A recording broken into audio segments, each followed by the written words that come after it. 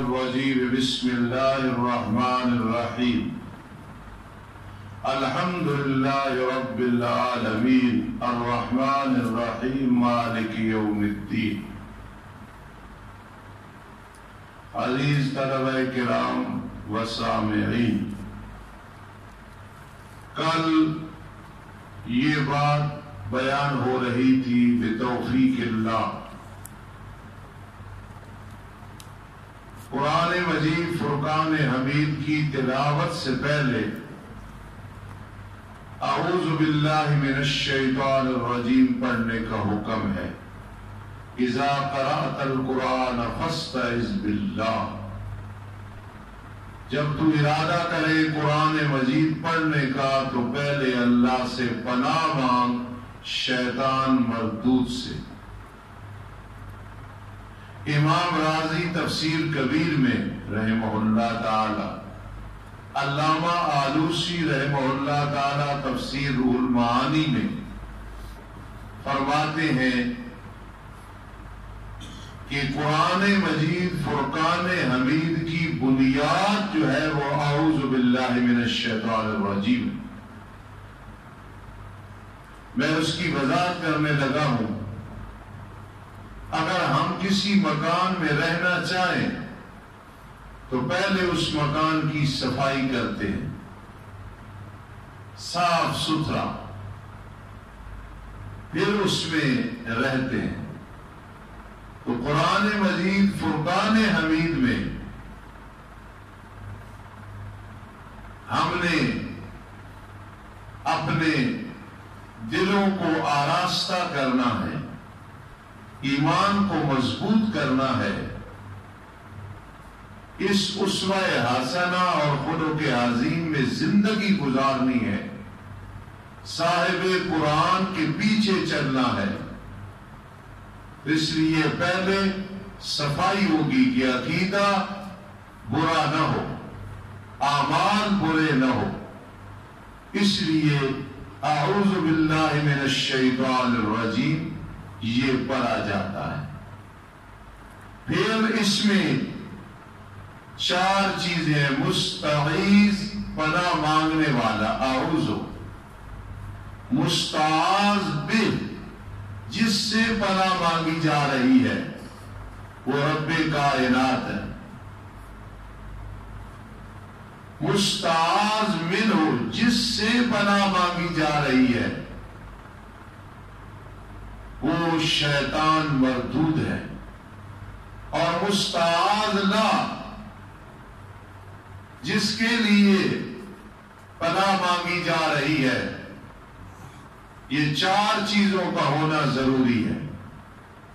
مستعیذ، اعوذ باللہ، نعوذ باللہ، مستعاذ بہ اس میں جو اللہ ہے، مستعاذ منہ جو شیطان مردود ہے، مستعاذ اللہ کس کے لیے پناہ مانگی جا رہی ہے اس کی تخصیص نہیں کی ہے. اس میں بہت ساری چیزیں ہیں لیکن ان کو آسان لفظوں میں یہ کہ مضرات، جتنی ضرریں ہیں شیطان کی طرف سے، وہ چونکہ بڑی چیز ہے اس لیے مضرات کا لفظ استعمال کیا. پناہ مانگتا ہوں اللہ سے، شیطان مردود سے، اس کی مضرات سے. تو اعوذ میں مستعیذ آ گیا، باللہ میں مستعاذ بہ آ گیا، من الشیطان الرجیم میں مستعاذ منہ آ گیا. اور مستعاذ اللہ کیا ہے؟ مضرات، جتنی ضرریں ہیں شیطان کی طرف سے، وساوس ہیں، اس کے پھندے ہیں، اس کے جال ہیں. یا اللہ میں پناہ مانگتا ہوں شیطان کے مضرات سے. تو یہ 4 چیزیں اس میں ضروری. اور ایک اور بات ذہن میں رکھنا، اعوذ باللہ میں یہ بات کس کے لیے ہے؟ اس میں بڑا اختلاف ہے علمی. لیکن سیب رے کی جو بات ہے وہ بہت پکی ہے اور ترجیح والی ہے کہ یہ الصاق کے لیے ہے. بڑا لطف آتا ہے ایمان کو یہ بات سمجھنے کے بعد کہ با الصاق کے لیے ہے. اس کا مطلب یہ ہے میں اللہ کے ساتھ تعلق جوڑ کے، الصاق کا معنی ہوتا ہے ملانا، میں اللہ کے ساتھ تعلق جوڑ کے اللہ کا بن کے اب اس درجے میں آ گیا ہوں کہ میں اللہ کی پناہ میں آ گیا ہوں. تعلق جوڑنے کی وجہ سے شیطان مردود. تو معلوم ہوا امیر صاحب آدمی ایک دفعہ نہیں 1000 دفعہ لاکھ کروڑ دفعہ پڑھتا رہے اعوذ باللہ، جب تک اللہ سے تعلق نہیں جوڑے گا، اللہ کا نہیں بنے گا، وہ اللہ کی پناہ میں نہیں آئے گا. اس لیے کہ با یہ الصاق کے لیے، الصاق کا معنی ہوتا ہے ملصق ہونا، ملنا، متصل ہونا. اللہ تیرے ساتھ تعلق جوڑ لیا، جب جوڑ لیا نا اب اعوذ باللہ من الشیطان الرجیم، یہ بات بہت ضروری ہے. اسی لیے دیکھا تقدیم یہ تعوذ کیوں ہے، اس کا راز کیا ہے کہ جب اللہ کی پناہ میں آ جائیں گے انشاءاللہ جب پھر پڑھیں گے بسم اللہ الرحمن الرحیم، جس میں اللہ سے مدد مانگیں گے. اللہ عقائد بھی درست ہوں، اعمال بھی درست ہوں، اللہ یہ چیز ہمیں نصیب فرما. اور ذہن میں یہ بات بٹھاؤ کہ قرآن مجید سے پہلے آخر شیطان سے پناہ کا ذکر کیوں آیا ہے؟ شیطان کی کوئی تصویر اور فوٹو کا تعارف کوئی نہیں شریعت میں. شیطان کی ٹانگیں اتنی بڑی ہیں، کان ایسے ہے، ناک ایسے ہے، زبان ملعون کی ایسے ہے، ایسے چلتا ہے. کوئی آئے نہیں آئے. مقصودی چیز ہے کہ اس کے جو مضرات ہیں، جو اس سے بچنا ہے، رب کائنات ہم تیری پناہ میں آ. مقصودی چیز کا ذکر ہے، شیطان کی فوٹو اور تصویر کا ذکر نہیں ہے، کیونکہ اس ملعون کی ذات مقصد نہیں ہے. ورنہ کو آدمی فیر کر کے مار دیتا، پتھر مار کے اسے مار کر دیتا، آگ لگا دیتا، تباہ و برباد کر دیتا. بڑے بڑے پہلوان ہیں، عوام نہیں، علماء میں بھی ہے، ایک تھپڑ لگاتے تو وہاں چلا جاتا. لیکن اصل چیز ہے اس کی مضرات، اس کی ضرر، نقصان. اس لیے اعوذ باللہ من الشیطان الرجیم آیا. اس میں جب تحقیق کرو گے، بات تک پہنچو گے تو بہت کچھ سمجھ آئے گی کہ جب قرآن سے پہلے اعوذ باللہ من الشیطان الرجیم پڑھا بہت ساری باتیں سمجھ آئی. قرآن کیوں پڑھنا سیکھنا سکھانا ہے؟ اس لیے عقیدہ درست ہو جائے. اعوذ باللہ من الشیطان الرجیم بولے عقیدے سے، یا اللہ اس نقصان سے میں تیرے پناہ میں آتا. کہ میرا یہ عقیدہ ہو کہ اللہ کے سوا کو عالم الغیب ہے، حاضر و ناظر ہے، حاجت روا ہے، مشکل کشا ہے، مختار کل ہے، بگڑی بنانے والا ہے، خالق مالک رازق ہے. جی کسی کے ہاتھ میں اللہ کے اختیارات ہیں. یہ عقیدہ ہو نہیں اعوذ باللہ. پھر اعمال سیئہ ہو، خسنہ نہ ہو، سنت کے مطابق نہ ہو. اعوذ باللہ، اللہ تیری پناہ میں آتا ہوں. عقائد بھی درست ہوں، اعمال بھی درست ہوں. شاید اب اس کے بعد ایک بات سمجھنا کہ یہ جو مضرات ہوتی ہے نا، نقصان دینے والی چیزیں، میں آسان طریقے سے سمجھاتا ہوں. ایک ہے مضرت صوبی، کہ میرے کپڑے کو نقصان پہنچے. دوسرا ہے جسمی، کہ میرے جسم کو نقصان پہنچے. اور تیسرا ہے کہ میرے روح کو نقصان پہنچے. اور چوتھا ہے کہ میرے روح کو نقصان پہنچے. کپڑے کو نقصان پہنچے خدا نخواستہ، یہ اتنا ضرر نہیں ہے جتنا جسم کو پہنچے. جسم کو پہنچے اتنا مضر نہیں ہے جتنا کہ روح کو پہنچے. اور روح کو پہنچے اتنا مضر نہیں ہے جتنا کہ میرے روح کو پہنچے. یہ چار باتیں ذہن میں رکھی ہیں. مضرت صوبی، مضرت جسمی، مضرت روحی اور مضرت روح روحی، یہ چار چیز۔ آگ ایک چنگاری کپڑوں تک پہنچی، شہزادے نے بجھا دی، اتنا نقصان نہیں ہوا۔ جسم کو پہنچی، نقصان تو ہے کپڑے سے زیادہ، لیکن روح سے کم ہے۔ جب روح کو پہنچی، روح جل کے رہ گئی، نکل گئی جسم سے، موت آ گئی۔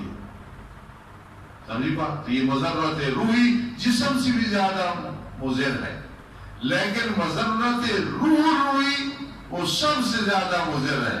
اب میں بات سیٹ کرنے لگا ہوں۔ اعوذ باللہ من الشیطان الرجیم۔ شیطان کی جو مضرات ہیں، یہ صوبی مراد نہیں ہے، اس پہ کوئی نہیں وہ اثر کرتا ہے، وہ جسم پہ کوئی اثر نہیں کرتا ہے، وہ روح پہ اثر کوئی نہیں کرتا ہے، وہ روح روحی ایمانیات اور طاعات پہ اثر کرتا ہے۔ ایمان سے انسان کو فارغ کر دیتا ہے، طاعات سے پیچھے کر دیتا ہے، وہ نیکیاں نہیں کرنے دیتا ہے شیطان۔ اس لیے اعوذ باللہ من الشیطان الرجیم میں کس مضرات کا ذکر ہے؟ روح روحی۔ تو میرا کپڑا، میرا جسم، میرا روح مسلم چیزیں ہیں، لیکن روح ایمانیات اور طاعات ہیں۔ تو شیطان سے جو ہم پناہ مانگ رہے ہیں، اللہ سے مانگ رہے ہیں، اللہ کی پناہ میں آ رہے ہیں، وہ کیا ہے؟ اعوذ باللہ من الشیطان الرجیم، اے من المضرات، جتنے نقصان ہے ایمانیات میں اور طاعات میں، ان سے پناہ میں آ، کیونکہ یہ انسان کو گمراہ کرتا ہے، وساوس ڈالتا ہے، اللہ سے دور کرتا ہے۔ میرے پیر مرشد سید بدیع الزمان شاہ رحمت اللہ تعالی علیہ، ویسے تو میں مرید ہوں سید عنایت اللہ شاہ بخاری رحمت اللہ تعالی علیہ کا، لیکن وہ بھی میرے پیروں کے اور استاذوں کے قائم مقام تھے۔ میں نے ان سے کچھ تصوف سیکھا تھا، بڑے اللہ والے تھے، اتنے روتے تھے کہ آنکھیں ان کی ہر وقت سوجی ہوئی ہوتی تھی۔ تو وہ فرماتے تھے ولی اللہ کون ہوتا ہے؟ کائن بائن، کائن مع اللہ، بائن من الخلق۔ اللہ سے اس کا رابطہ بڑا مضبوط ہوتا ہے، مخلوق کی وہ پرواہ نہیں کرتا ہے، وہ خالق کے ساتھ اپنا تعلق جوڑ کے رکھتا ہے۔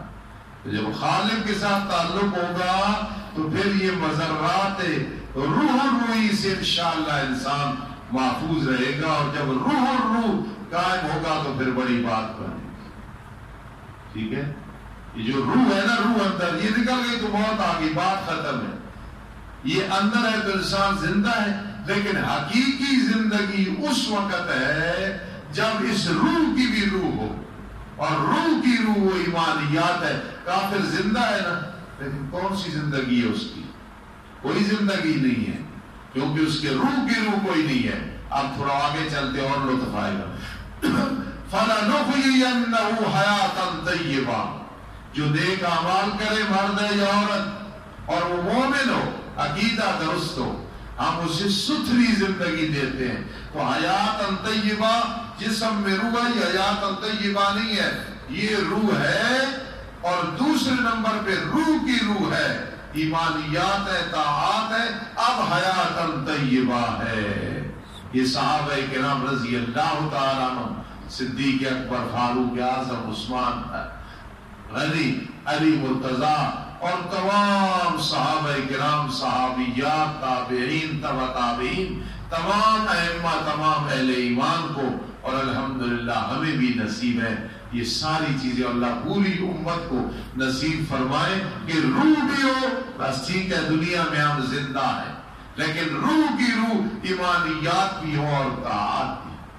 اور اگر یہ نہیں ہوگی تو پھر حیاتاً طیبہ نہیں ہے، پھر من اعرض عن ذکری فإن له معیشتاً ضنکا، پھر وہ معیشتاً ضنکا ہوگا، حیاتاً طیبہ نہیں ہوگا۔ قرآن مجید میں کیا آتا ہے؟ جب اللہ اور اس کا رسول تمہیں پکارے لما یحییکم، یہ لما یحییکم روح کی روح مراد ہے، وہ روح نہیں ہے جس سے انسان زندہ رہتا ہے۔ لما یحییکم، جو تمہیں روحانی طور پہ زندہ کرے، وہ ایمانیات ہیں اور طاعات ہیں۔ جو کچھ آج پڑھایا ہے، بہت اہم سبق ہے یہ، علماء طلباء کے لیے مفید ہے۔ میں غوطہ لگا کے مطالعہ کر کے آپ کے لیے کچھ موتی لاتا ہوں، ان کی قدر کیا کرو۔ ہر سال ابتدائی سبق میں نئی چیزیں ہوتی ہیں، اور ہر سال پورے ترجمے میں کوئی نہ کوئی روزانہ نئی چیز ہوتی ہے۔ اللہ پاک میرا پڑھانا، آپ کا پڑھنا قبول فرمائے۔ کل والا اور آج والا سبق کل میں انشاءاللہ ٹیسٹ لوں گا، اللہ توفیق نصیب فرمائے۔ الحمدللہ رب العالمین والعاقبۃ للمتقین والصلاۃ والسلام علی رسول محمد وآلہ واصحابہ اجمعین۔ ربنا آتنا فی الدنیا حسنہ وفی الآخرۃ حسنہ وقنا عذاب النار۔ اللہ جب تک زندگی ہے اس کام سے محروم نہ فرمانا۔ اللہ یہ بہت اعلیٰ کام ہے، عمدہ کام ہے۔ اللہ تو نے ہمیں قبول فرمایا صرف اپنی رحمت سے، ہم اس قابل نہیں، مقبول نہیں۔ اے رب کائنات تیرا فضل ہے، تو نے ہمیں اس کام کے لیے قبول فرمایا۔ اللہ امت مسلمہ میں جو بھی اولاد ہیں اولاد عطا فرما دے، تنگ دست ہے اللہ مال و دولت کی فراوانی عطا فرما دے، کسی پریشانی اور مضرت میں ہے اللہ انہیں محفوظ فرما دے۔ اللہ اس ادارے کو باقی اداروں کو ترقیاں نصیب فرما، محفوظ فرما۔ اللہ کرونا کی وبا سے جو عالمی وبا ہے مخلوق کو محفوظ فرما، نجات عطا فرما۔ اللہ میری والدہ محترمہ اور جتنے بیمار ہیں سب کو شفا عطا فرما۔ رب ارحمہما کما ربیانی صغیرا، رب ارحمہما کما ربیانی صغیرا۔ اللہم زدنا ولا تنقصنا، اللہم زدنا ولا تنقصنا، اللہم اغفر لنا وتب علینا انک انت التواب الرحیم۔ اللہم استر عیوبنا، اللہم اغفر ذنوبنا۔ اللہ ان سب طلباء، علماء، فضلاء، اتقیاء، صلحاء، اولیاء، قطب اور ابدال بنا، ان کی زندگیاں دراز فرما، علم کو مبارک فرما۔ اللہ ہم سب کو اپنے قریب فرما، نبی علیہ السلام کی سنت کی اتباع کی توفیق نصیب فرما، صحابہ کرام کے نقش قدم پہ چلنے کی توفیق نصیب فرما، ائمہ کرام کی تکلیف نصیب فرما، علماء حق کی اے اللہ ان کے پیچھے چلنے کی توفیق نصیب فرما، ان کی تبلیغ سے متاثر ہونے کی توفیق نصیب فرما۔ اللہ ہم سب کو استقامت نصیب فرما، اللہ ہم سب کو استقامت نصیب فرما۔ اللہم فقہنا فی الدین، اللہم وفقنا لخدمت الدین۔ یہ فرحان کے والد صاحب بیٹھے ہیں بھائی، یہ میرے پہلے سال کے ترجمے کے شاگرد ہیں اور پوری زندگی میرے ساتھ وفا کے ساتھ گزاری ہے۔